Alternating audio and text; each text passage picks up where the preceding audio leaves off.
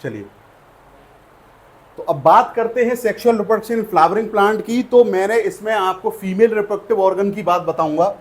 अब female reproductive organ में कितने कंपोनेंट होते हैं बताइए भाई? 3 कंपोनेंट होते हैं, एक है stigma, second one is style and third one is ovary. अब एंथर की बात हम कर चुके हैं कि अब एंथर का डाइसेंस ऑफ एंथर हो चुका है, मतलब जो उसकी लेयर्स हैं वो टूट चुकी हैं। अब एक बात बताइए, जब लेयर्स टूट चुकी हैं तो क्या पॉलिन ग्रेन्स बाहर उड़ के पॉलिनेट हो चुके हैं?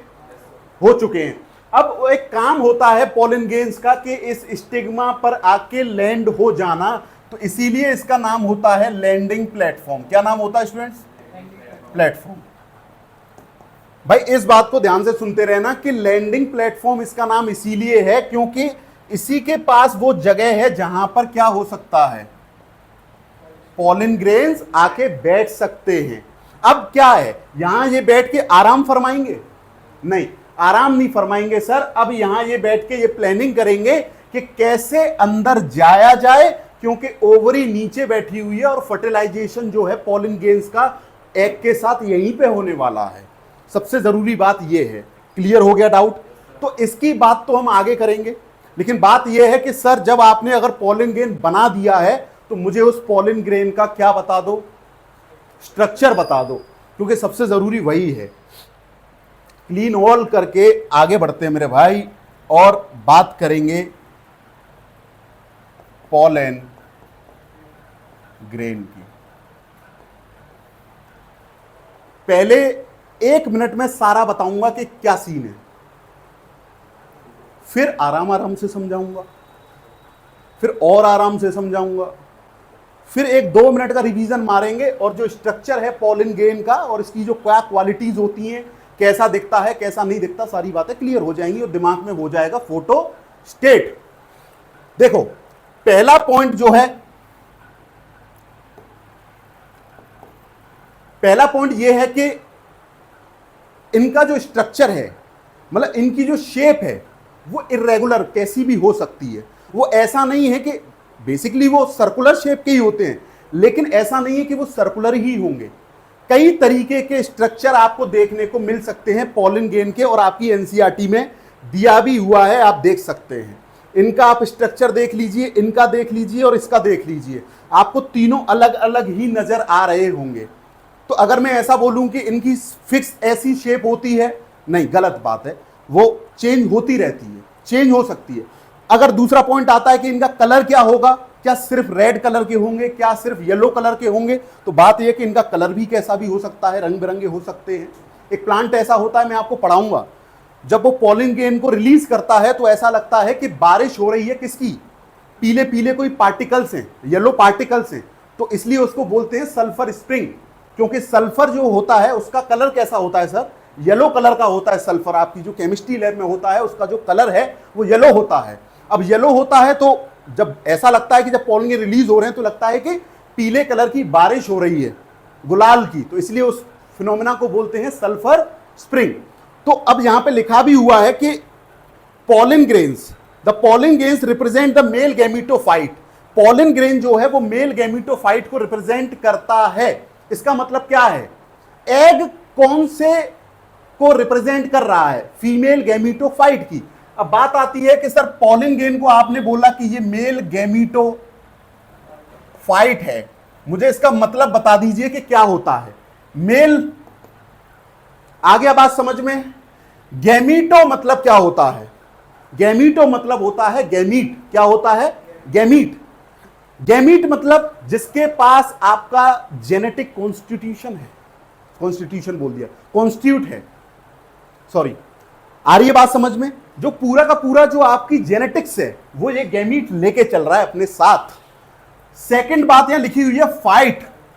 फाइट का मतलब क्या होता है,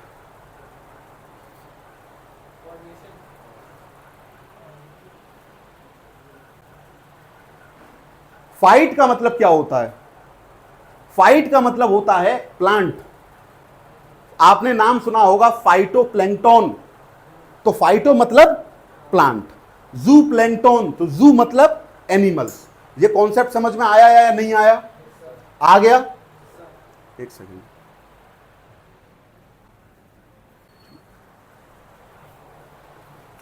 आ रही है बात समझ में?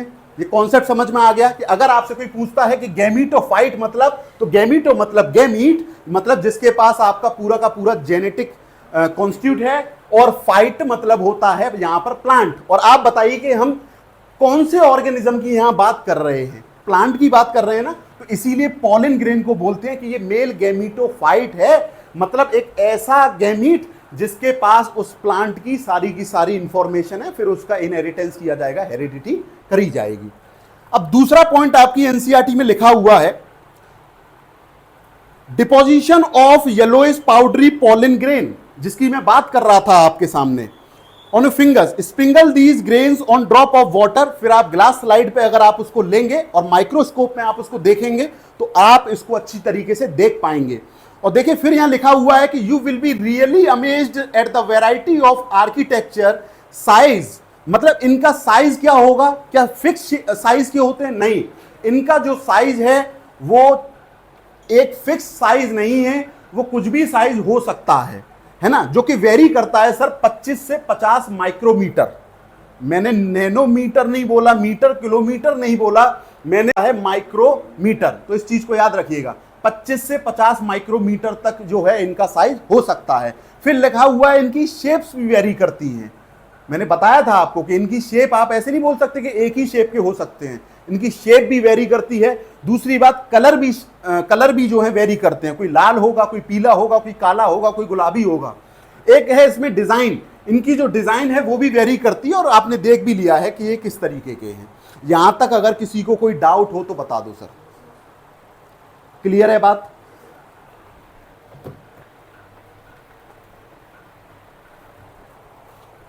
अब बात करते हैं आगे की। अगर मैं आपके सामने एक पॉलन ग्रेन बनाना चाहूं, यह है पॉलन ग्रेन। क्लियर है बात? अब इसकी 2 लेयर होती है। कितनी लेयर होती है? 2 लेयर होती है। नहीं आ रही बात समझ में भाई? आ रही है। अब दूसरा मैं कलर ले लेता हूं, तो ये पसंद है भाई आपको, ये ले लिया।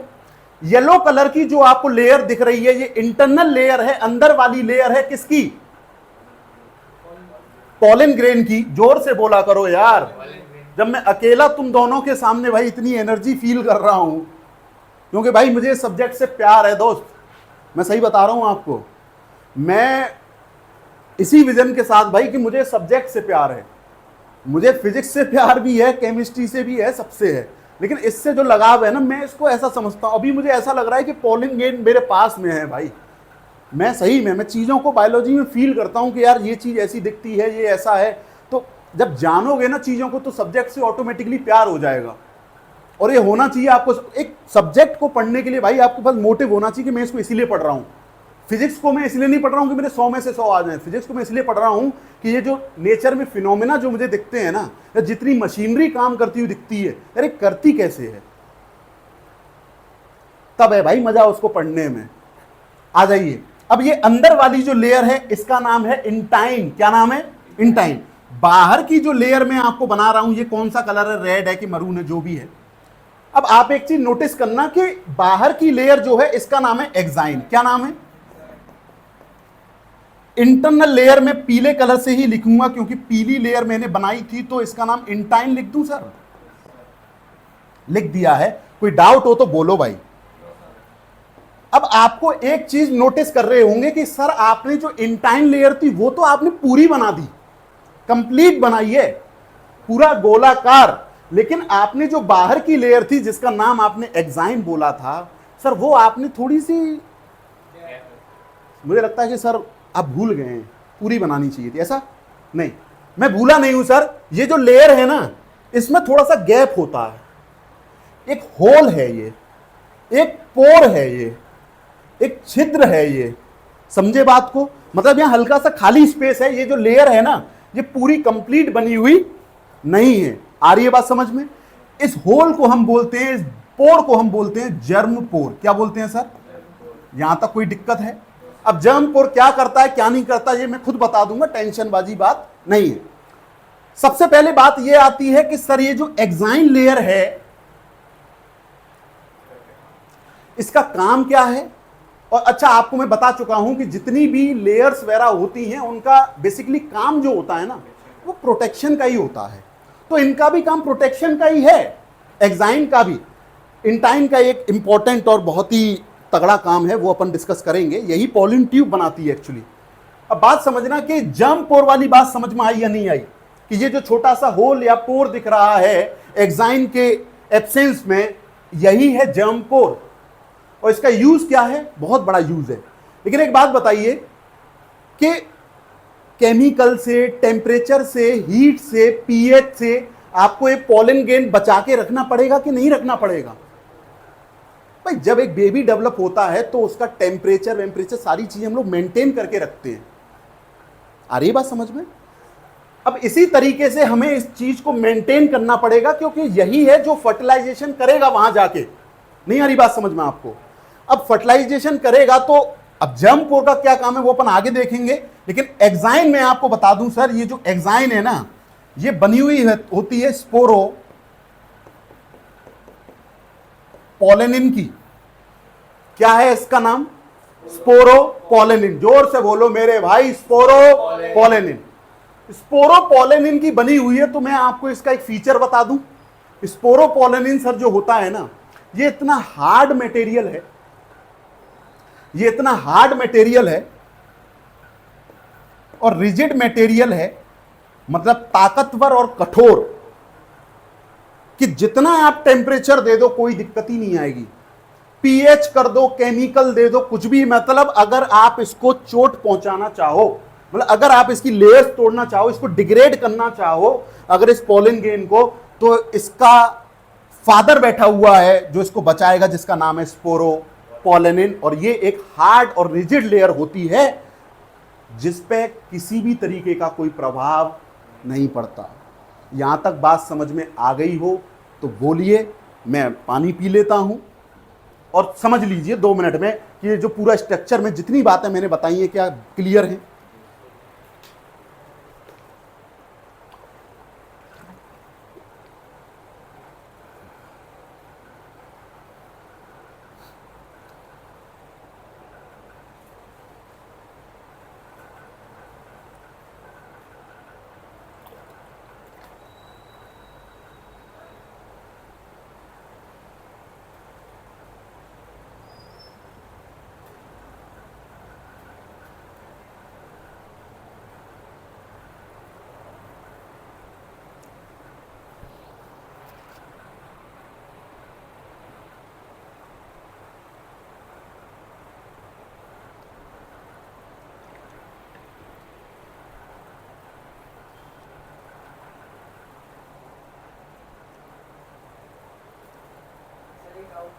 बोलो बोलो, डाउट क्या है सर?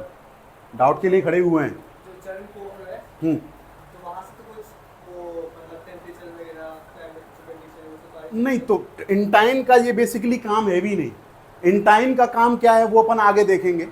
इंटाइन का काम अलग है। अपना जो काम है वो है सर एग्जाइन का, प्रोटेक्शन का। आगे का जो काम है वो मैं डिस्कस करने जा रहा हूं।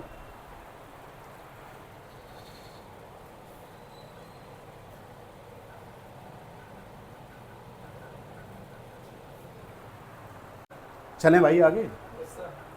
अब आगे की बात यह है कि क्या सर ये जो इंटाइन है, अब देखो इंटाइन के बारे में फीचर समझते हैं। इंटाइन पहली बात तो थिन लेयर है, मतलब पतली लेयर है, झिल्ली की तरह, पॉलीथिन की तरह। इंटाइन जो है थिन लेयर है और कंटिन्यूअस लेयर है। कैसी लेयर है? थिन लेयर है। और सेकंड पॉइंट क्या है कि कंटिन्यूअस लेयर है। नहीं आ रही बात समझ में? आ गई हो तो बोलो जय श्री राम। आ रही है? चलिए अब आगे की बात समझना कि इंटाइन जो है वो थिन और कंटिन्यूअस लेयर है। और इंटाइन जो बनी हुई है वो बनी हुई है सर सेलुलोज एंड पेक्टिन। क्या सर ये भी हार्ड होती है? हाँ होती है, लेकिन इसके कंपैरिजन में तो बहुत मामूली सी है ना। जैसे प्लांट की जो सेल वॉल होती है वो काय की बनी होती है? सेलुलोज की बनी होती है ना। इसी तरीके से यहां पर जो इंटाइन है वो एक थिन और कंटिन्यूअस लेयर है एंड बनी हुई है सेलुलोज और पेक्टिन की। यहां तक बात समझ में आ गई हो तो आगे बढ़ूं। ठीक है, अब बात समझना कि सर अब आप मुझे ये बता दीजिए कि इसके अंदर ये खाली डब्बा ही है क्या? खाली गोला ही है क्या? खाली बॉल है क्या? फुटबॉल? क्या इसके अंदर कुछ है भी? अब वो आप बात समझना। इसके अंदर 2 सेल हैं। कितने सेल हैं? 2 सेल हैं। एक, हाँ जी बिल्कुल, बिल्कुल सही कहा आपने। एक सेल ये है जिसका नाम है, क्या नाम बोला था भाई, मैं भूल गया, वेजिटेटिव। अच्छा, दूसरा एक और सेल है, क्या मैं इसको अलग नहीं इसी से बना दूं? ठीक है, इसका नाम है सर जनरेटिव सेल। क्या नाम है?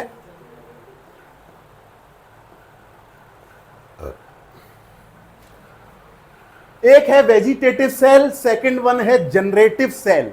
वेजिटेटिव का जो साइज होता है वो थोड़ा बड़ा होता है, बिग साइज का है। आ रही बात समझ में? इसका जो न्यूक्लियस होता है वो इरेगुलर होता है, मतलब इसकी कोई ऐसी खास शेप नहीं है, वो कैसा भी हो सकता है, गोल मटोल पतला लंबा जो भी है। आ रही बात समझ में? बात आती है कि सर वेजिटेटिव सेल के अंदर क्या है, इसका यूज क्या है? तो इसके अंदर बहुत सारा क्या बना हुआ है, रिजर्व फूड भरा हुआ है। आ रही है बात समझ में? और रिजर्व फूड भरा हुआ है तो इसका मतलब नरिशमेंट के काम में आएगा कि नहीं आएगा? क्लियर है बात? अरे बोलो भाई। अब बात आती है कि सर ये तो बात समझ में आ गई कि वेजिटेटिव सेल जो होता है उसका काम है नरिशमेंट टाइप का देना। वेजिटेटिव सेल का जो साइज है वो बड़ा साइज है, इसका जो न्यूक्लियस है वो इरेगुलर शेप का होता है। बात समझ में आ रही है नहीं आ रही है? अब बात आती है कि सर आप जनरेटिव सेल के बारे में बता दीजिए, तो ये स्मॉल साइज का होता है। बात आ रही है समझ में? बात आ रही है समझ में? इसका जो साइज है वो स्मॉल साइज का है और इसका जो न्यूक्लियस है वो स्पिंडल शेप का है। स्पिंडल मतलब थोड़ा हल्का समझ गए भाई, इशारों में समझ जाते हो तुम इतने ब्रिलियंट हो चुके हो 2 दिन में मेरे साथ कि तुम इशारों में समझ जाते हो कि मास्टर क्या कहना चाह रहा है। नहीं आ रही बात समझ में? यहां तक कोई दिक्कत है क्या? लगा लो दिमाग पूरा, पूछो पूछो भाई। वो जो 2 सेल आपने बनाया उसके अंदर, क्या चीज? उसमें जो 2 सेल आपने बनाया, हाँ हाँ, उसके बीच में एक आपने ब्लू कलर का एक और लेयर वो बस मैंने उनको अलग करके दिखाया है, डिवाइड करके दिखाया है अभी, और मैं बता रहा हूं। हाँ, एक और चीज समझना, ये जो इंटाइन है ना, ये जो इंटाइन है, आप बताओ ये किसके कांटेक्ट में है? क्या ये जो पॉलिंग इनका पूरा सेल है यहाँ पे, ये वो नहीं भरा होगा? क्या नाम है इसका? साइटोप्लाज्म है ना, है ना, ये साइटोप्लाज्म है। तो ये जो इंटाइन लेयर है ना, ये साइटोप्लाज्म के कांटेक्ट में है, इस बात को याद रखना। क्या एक्साइन लेयर इसके कांटेक्ट में है? इंटाइन है, इस बात को भी याद रखना। तो फटाफट इस स्ट्रक्चर को देखो भाई, फिर अपन आगे की बात करते हैं। और पूरा जो मेरी चीजें हैं उनको रिकॉल करो कि मैंने जो बातें बताई हैं आपको।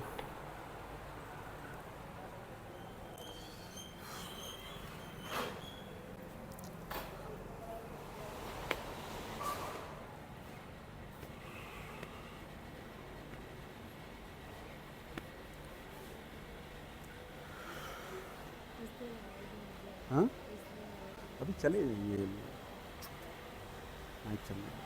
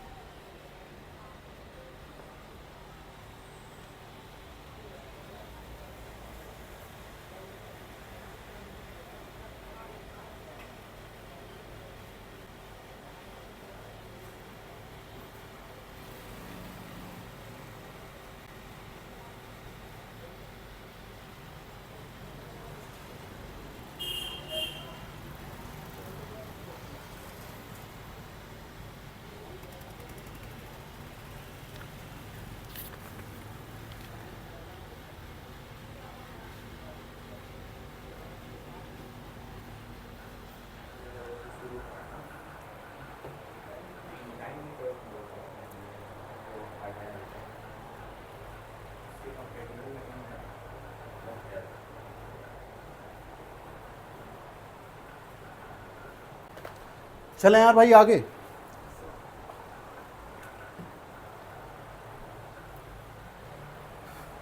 अब मैं इसको थोड़ा सा क्लीन करके दोबारा बना दे रहा हूं। हेडिंग क्या डालनी है भाई? वही पॉलन ग्रेन का स्ट्रक्चर ना।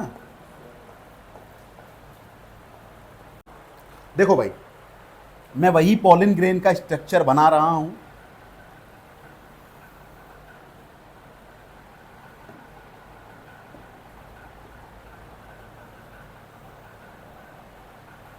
ठीक है,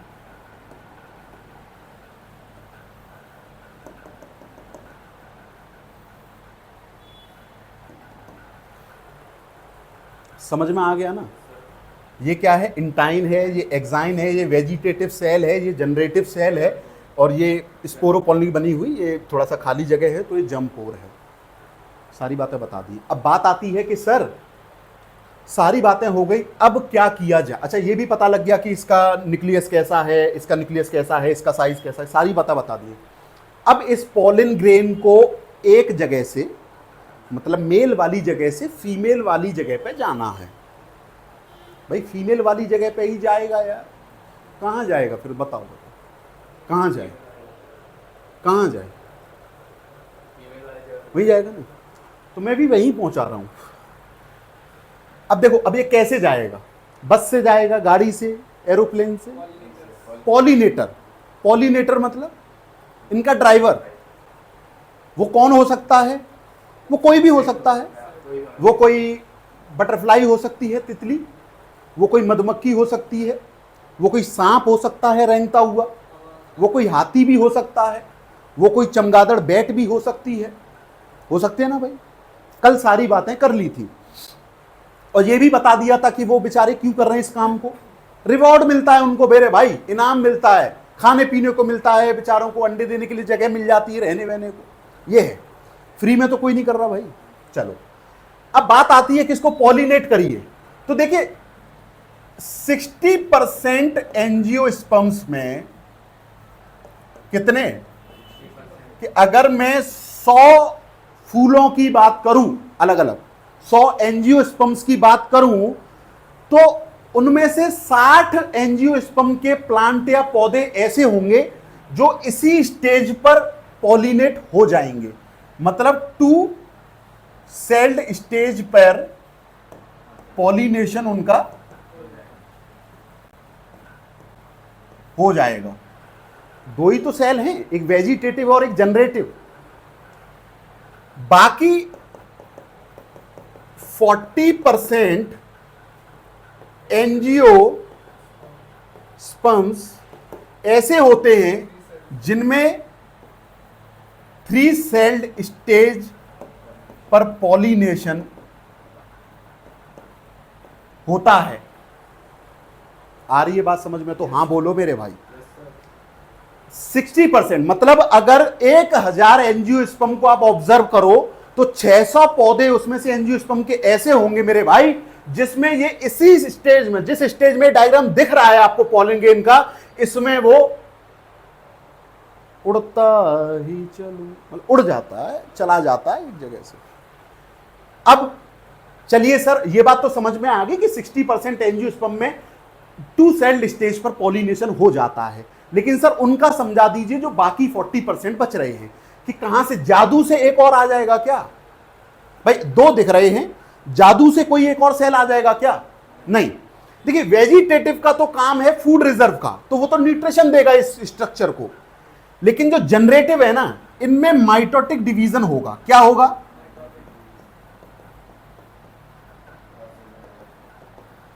और माइटोटिक डिवीजन होने के साथ साथ अब ये जनरेटिव सेल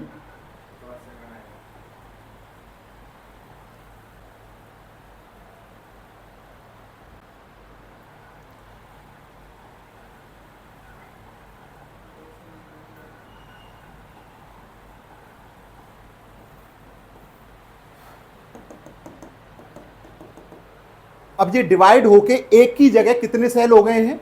2 सेल हो गए हैं, और इन्हीं दोनों को बोलते हैं सर मेल गैमीट।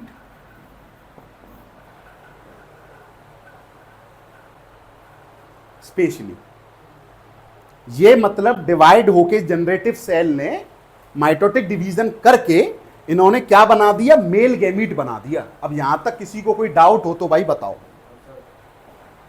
अगर सिंगल सेल रहेगा फिर भी मेल गैमेट होगा। वो अभी जनरेटिव सेल की स्टेज में है, अभी उसको हम मेल गैमीट नहीं बोलेंगे। ये डिवाइड होता है, क्योंकि ये डिवाइड होगा, दो बनेंगे तभी डबल फर्टिलाइजेशन हो पाएगा सर। ये पूरा फिनोमिना है, आप ऐसे किसी चीज को इग्नोर नहीं कर सकते। आगे की बात बोलिए, मैं बोलूं या नहीं बोलूं, फिर समझ लीजिए।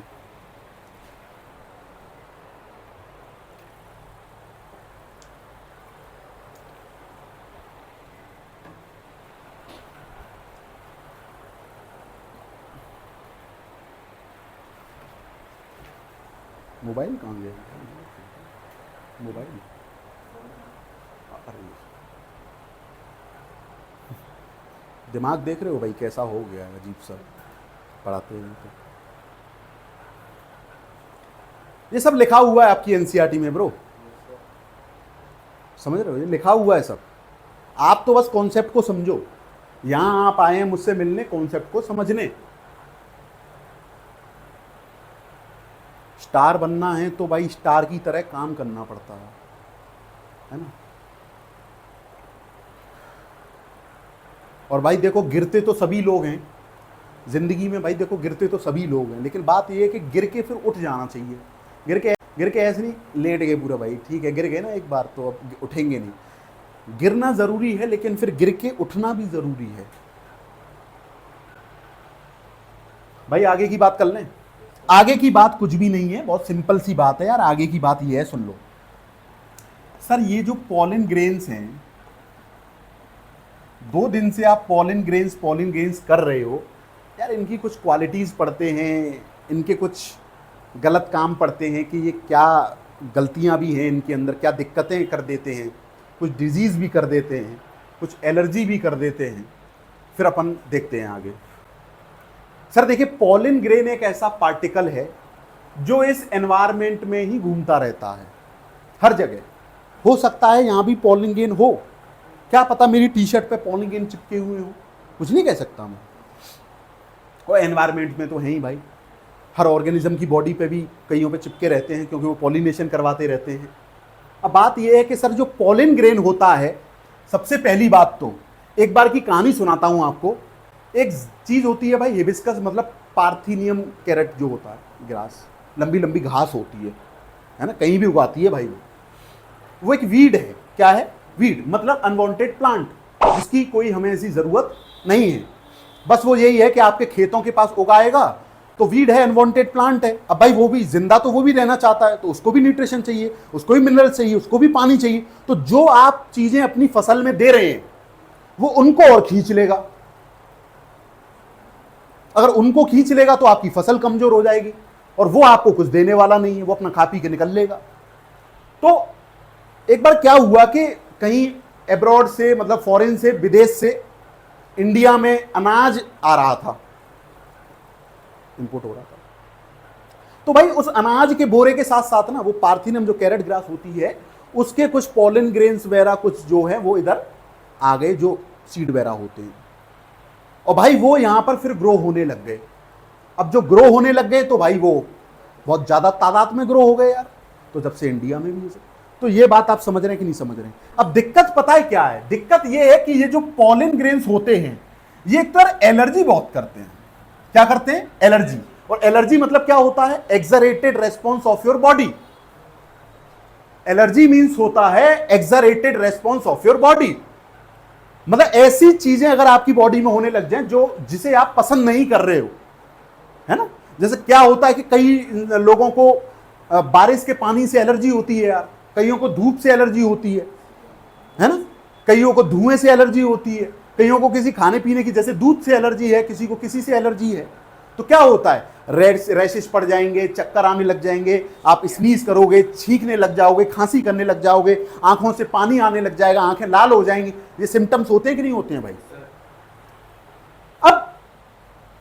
अब ब्रोंकाइटिस भी हो जाता है इनसे, ये सांस की बीमारियां हैं सब, ये अस्थमा हो जाता है, दिक्कत है भाई। फिर करते रहो ये सब। तो आ रही है बात समझ में कि क्या दिक्कत है इनसे? दूसरी पॉइंट, सर इनका अगर आपने नुकसान बताया है तो कुछ फायदा है, फायदा भी है। फायदा यह है कि ये भाई रिच इन न्यूट्रिएंट्स, भर भर के न्यूट्रिएंट्स होते हैं इसमें। अब भर भर के अगर इसमें न्यूट्रिएंट्स हैं गुरु, तो आप मुझे बताइए कि मजा नहीं आ जाएगा, एनर्जी नहीं देंगे? तो क्या होता है कि पॉलन की टैबलेट्स आती हैं, सिरप्स आते हैं, अगर आप उनको इनटेक करते हो, खाते पीते हो, तो आपको एनर्जी फील होगी। ये जिम वाले बंदे भी खाते पीते हैं भाई, है ना। और मेरी बात सुनो, कई बार क्या होता है कि ओलंपिक वगैरह में या बड़े बड़े जो गेम होते हैं, कंपटीशन होते हैं, जो हॉर्स वाली रेसेस होती हैं, पोलो वगैरह, वहां पर क्या होता है, ये पॉलिन टैबलेट्स वगैरह उन घोड़ों को या कई एथलीट्स वगैरह होते हैं वो भी खा लेते हैं। क्यों? क्योंकि एकदम से एनर्जी फील हो, तो फिर वो जीत जाए और गोल्ड मेडल ले आए। ये भी है। तो ये बातें आपको याद रहेंगी या नहीं रहेंगी भाई? आगे की बात बोलो। ये है भाई पॉलिन गेन की कहानी, बोलो तो समझ लो एक बार।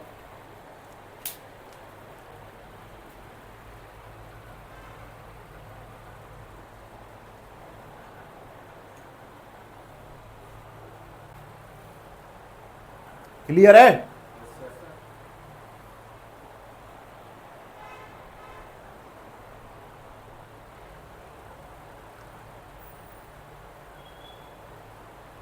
फिर आगे अपना पॉलिन गेन में एक दो बातें और हैं, फिर उसके बाद सीधा सा ये है कि अगर जैसे होता है ना कि अगर आपको पॉलिन ग्रेन को प्रिजर्व करके रखना है, बचा के रखना है, तो उस टेक्निक को हम बोलते हैं क्रायो प्रिजर्वेशन वगैरह, है ना। ये सब चीज भी अपन आगे पढ़ेंगे।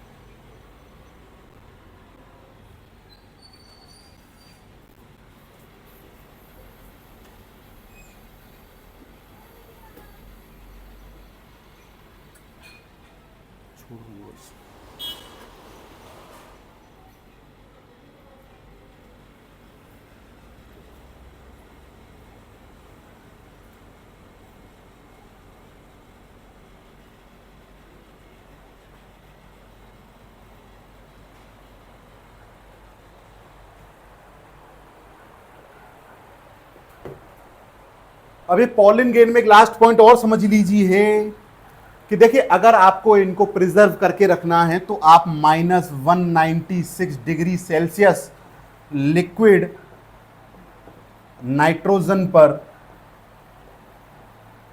इनको प्रिजर्व करके रख सकते हैं, है ना। और ये फिर डैमेज नहीं होंगे, डिग्रेड नहीं होंगे। जब आप यूज करना चाहें तो आप इनको यूज कर सकते हैं। जैसे आजकल लोग स्पम्स जो होते हैं उनको भी प्रिजर्व करके रखवा सकते हैं। ये सारी चीज़ें हैं।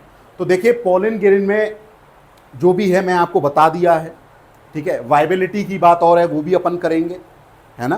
कि वाइबिलिटी जो होती है, देखिए किसी के 30 मिनट भी होती है, किसी का कुछ और ज़्यादा भी होता है, हर किसी का अलग अलग है। वो अपन चैप्टर में जैसे जैसे आगे चलते जाएंगे अपन देखते जाएंगे, ठीक है। चलो मैं एक लाइन बोल के वीडियो ख़त्म करता हूँ। एक लाइन बोल के वीडियो खत्म करता हूं।